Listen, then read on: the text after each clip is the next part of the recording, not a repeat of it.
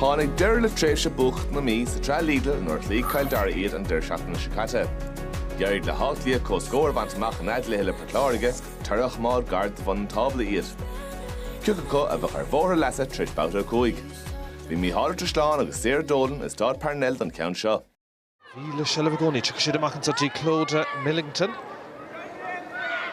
Chanson's on Farley.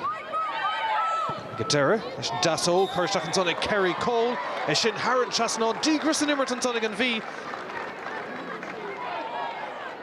Bhfuil anach chus an immert Áth Cliath Gadíise agus seachún a ríisi deis an tónig Cuomh O'Connor, beidir an isca juchaigh an cúlá, sábháilta ag Gadera, imethe isteach sa líon tónig Cuomh O'Connor, críoch agus cúl maithaigh Áth Cliath.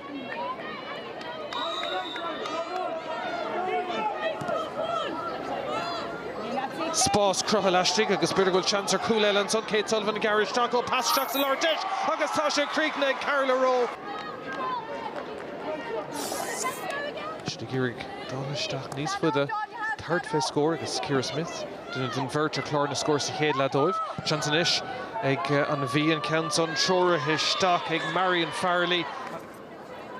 Deis inis ag Áth Cliath, well, right, she'd garad.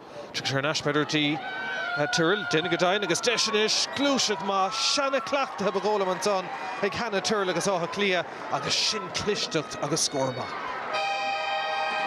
Don bunán séithansá i Pháirc Parnell agus an bua tucha leotha ag Áth Cliath